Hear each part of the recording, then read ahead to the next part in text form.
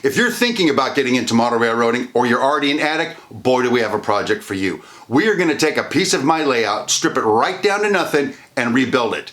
I'll tell you why right now.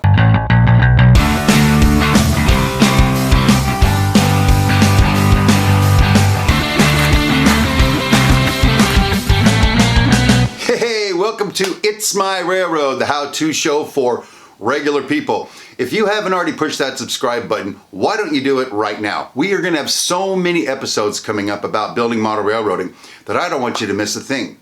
This series is about me taking a piece of my layout, stripping it down to nothing, and then building it back up again. There's a couple of reasons why we're going to do that, one of which we're going to show you a little bit later. The other reason is this: if you want to do a how-to show for building a model railroad, what better way than to take a small piece and do it from scratch all the way up?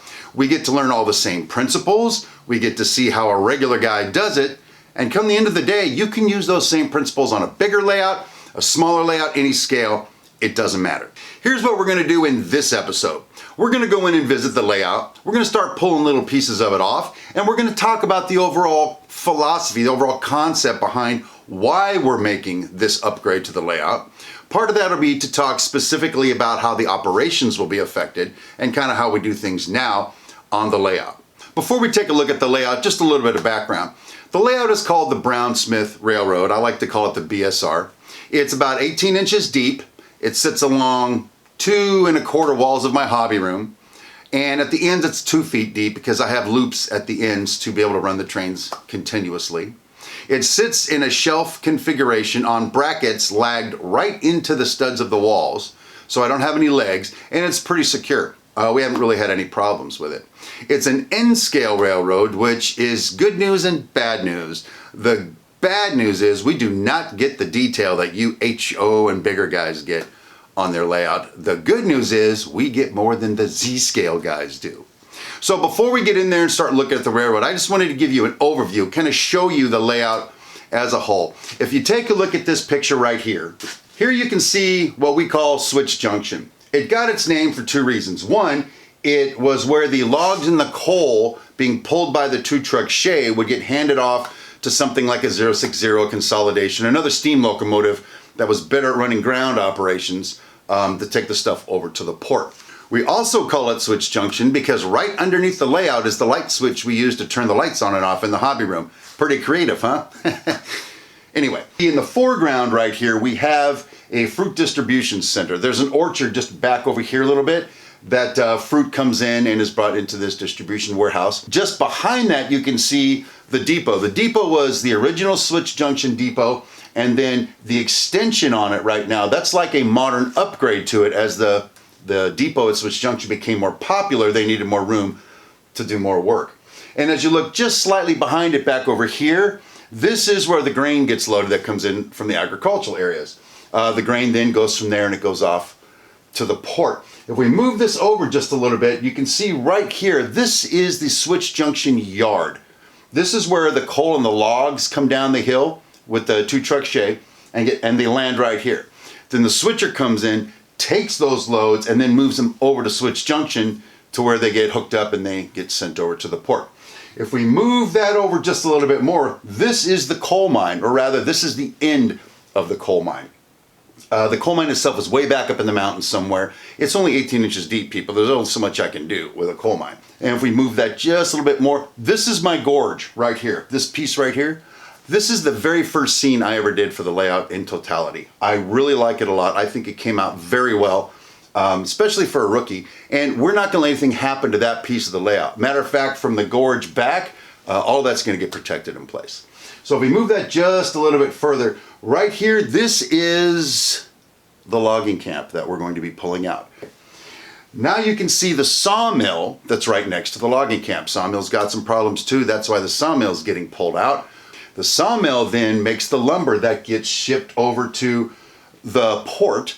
As we move a little bit further, you can sort of see the port as we're moving along right there. That's where the grain gets loaded onto barges. Right here, in addition to the lumber, a lot of goods that come from a textile plant and the furniture manufacturing plant get loaded onto barges here.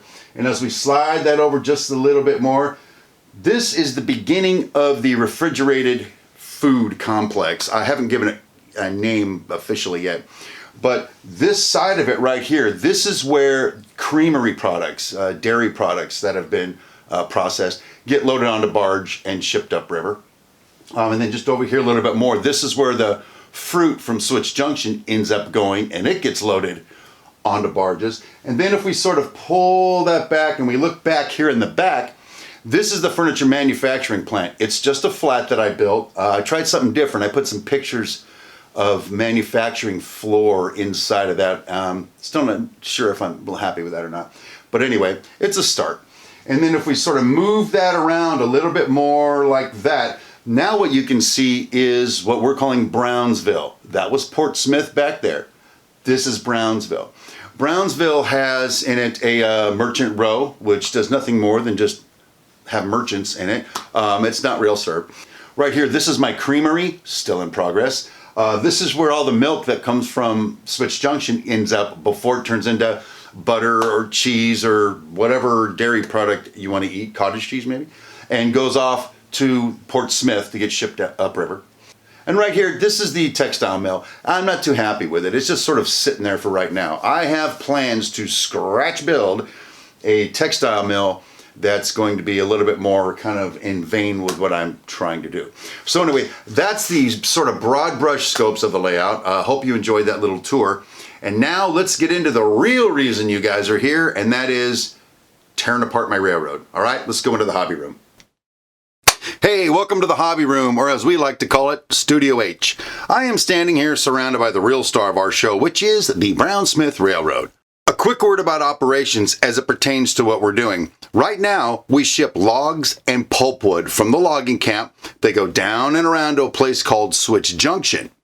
Part of the switching operations there take those loads, put them on a track, build it with some other cars from the town, and a big train takes that all the way through the main line, drops it off at the Port Smith yard. At that yard, a switcher will grab the logs and take them up to the sawmill, swap it out for lumber, and ship the lumber either to the furniture manufacturing plant or ship the lumber to the port. The pulpwood just goes straight to the port from the Port Smith yard. What's going to happen when we eliminate that sawmill is where are the logs going to go now? We're going to ship those logs directly to the port. At the port, they will be exchanged, in essence, for lumber that's now going to come back and either go to the furniture manufacturing plant or over to Switch Junction. Switch Junction is an agricultural community.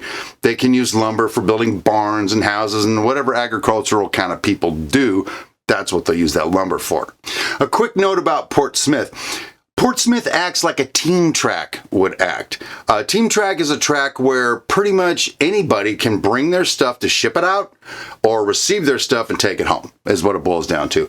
I do that with Port Smith. Since it's my railroad, I can decide what goes into the port and what comes back from the port. So I'm not really concerned that I'm bringing logs into a port. We're going to take a crane and drop them off onto a barge and then pick up lumber and put it back into the port.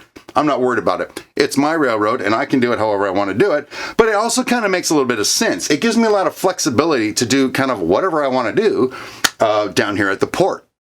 Okay, enough of the preamble. Let's take a look at what we're going to be working on in this series. If you look behind me here, what you can see is an area of my layout that starts at the gorge and works its way all the way over to the summit right here.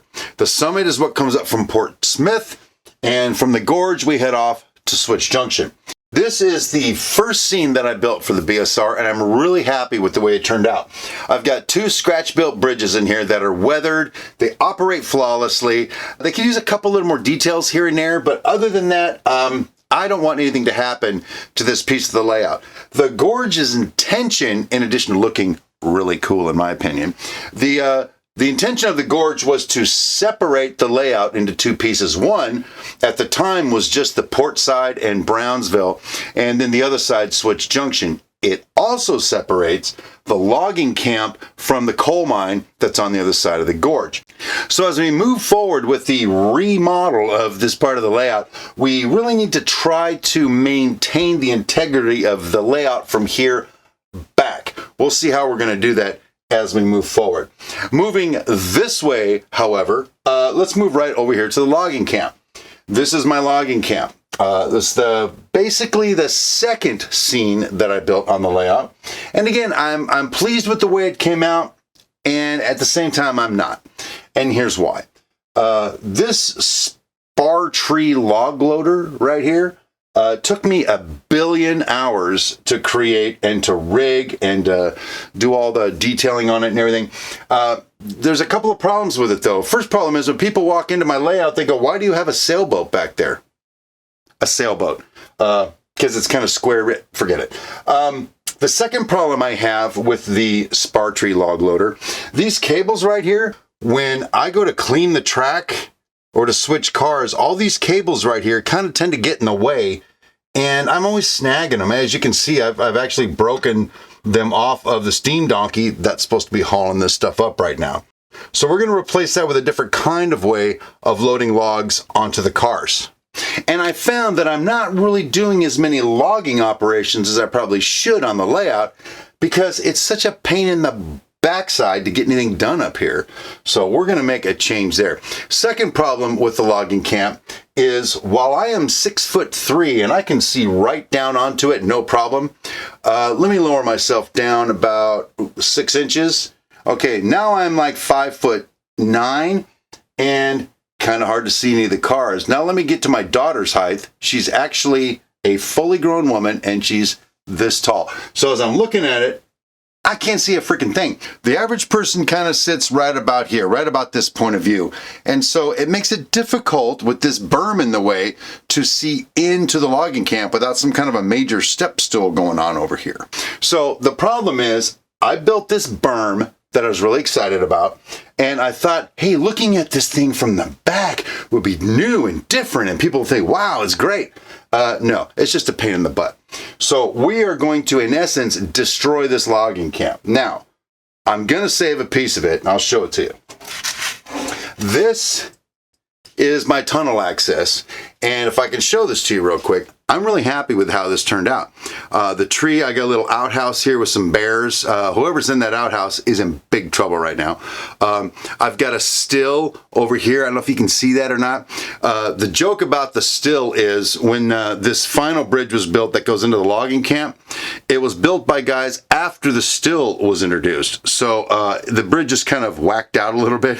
And so we call it the hillbilly bridge because the guys who built it were just drunken hillbillies. Anyway, no offense if you're a hillbilly, by the way.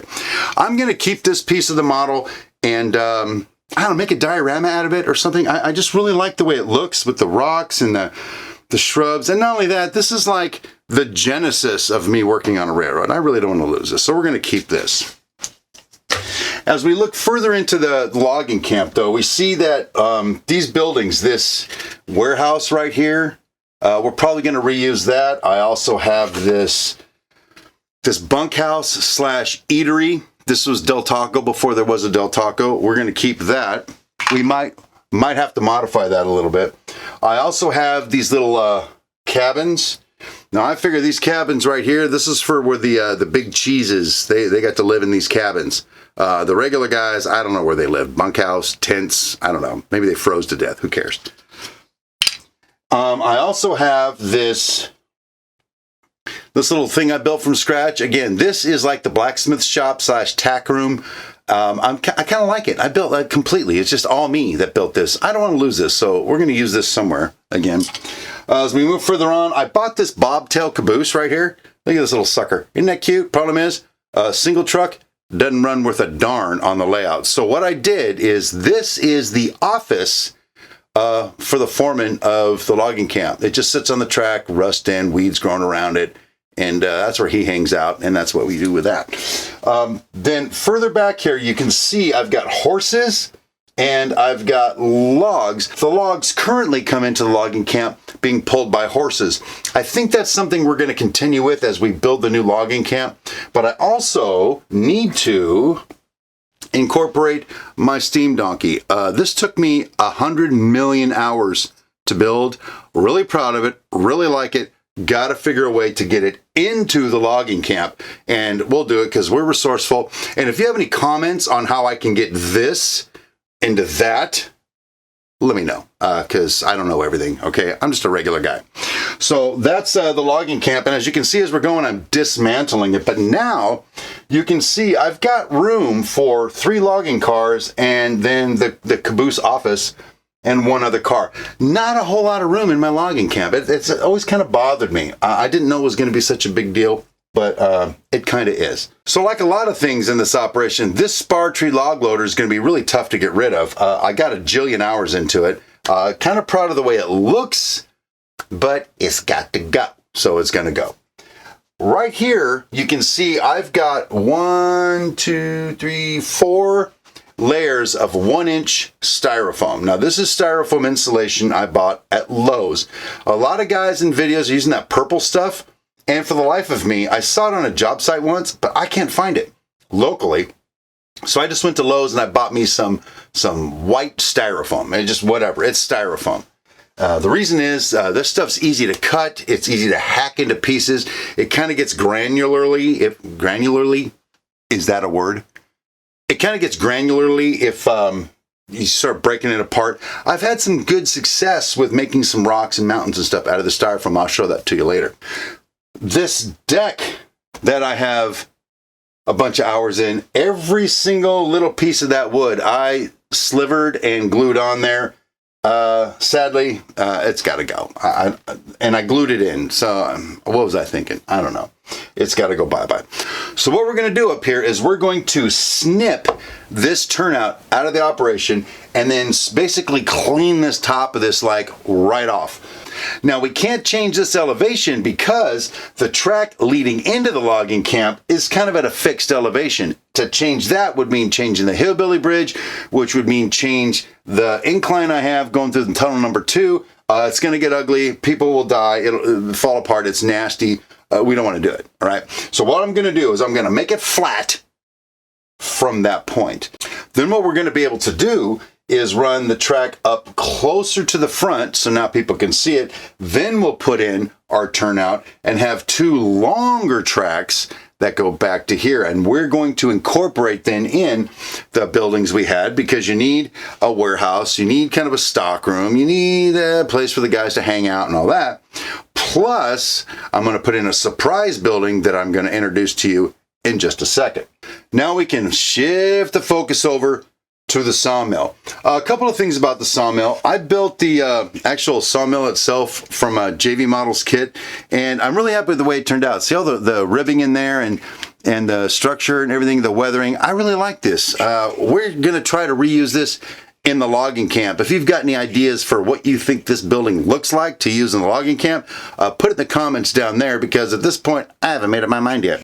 Sitting underneath the sawmill is the deck that I made for it. I made this out of some wood, and I scored the wood to give it this planky look. I don't know if you can see it in the video or not. And I have these sort of cool little lumber loads that we ship out. They end up in a car like that, and presently either go to the port or to the furniture manufacturing plant. Like I said, we're going to change that operation. A couple of things about the sawmill that really make it tough for me. First of all, I couldn't find any in-scale sawmill parts. I looked around, I went on the forums, I'm like, hey, somebody help me, I'm trying to build an in-scale sawmill. And, you know, people tried to give me some good advice, but basically, I don't really think there's anything out there other than to scratch build the guts of a sawmill. And I'm just a regular guy, bro. I do not have that skill level. So, ixnay on the awmill say. Another thing about the sawmill that I wasn't thrilled about, but at the time, didn't think I had a choice. This spur right here can take 2 7/8 cars. If I don't position the cars exactly right, one of 2 things happens. They either fall off the back or the train going down the main line takes them out. What happens then? There are lawsuits, people are dying, lost profits. It's terrible. So we have to avoid that situation. But like I said, we're just going to eliminate the sawmill and save ourselves all of that heartache. So once we've hacked away at the top of this, we are going to extend this rock face all the way over to the summit, and try to capture the same effect we have here back at the gorge with the painting and the surface and the structure. I'm really hoping that'll give it this great kind of mountainous kind of look as the train snakes through there. Also, it'll give us a platform on top of to extend the logging camp onto.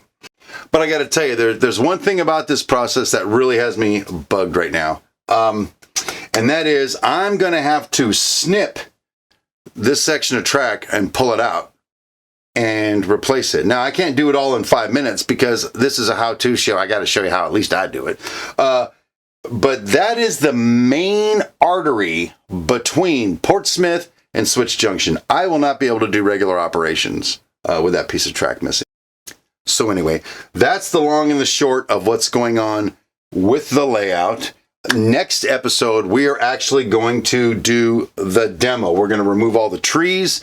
We're going to start hacking away on the styrofoam back here. We're going to cut right along this edge to salvage this side of the gorge. But I'm afraid this part of it and all the way through here, all them trees and all the work I did, bye-bye. So it's going to go from looking kind of scenic-y to looking like a white frosted wedding cake pretty quickly.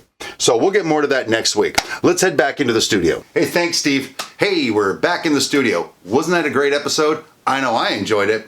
So listen, next week we're going to start tearing into this sucker. You're going to see dust flying and you're going to see parts going everywhere, and it's going to be a lot of fun, except for me, of course, because I'm tearing into my model railroad. Anyway, if you like this video, can you push the like button and let everybody know? If you like the channel, how about hitting the subscribe button? We're gonna have a bunch of these episodes coming up as we continue this project. I have to finish it at some point or I can't run trains anymore. And let me ask you this, if you haven't gone out and started your model railroad already, what are you waiting for? Christmas? Anyway, that's it for this episode. My name is Steve Brown and I'll see you next time.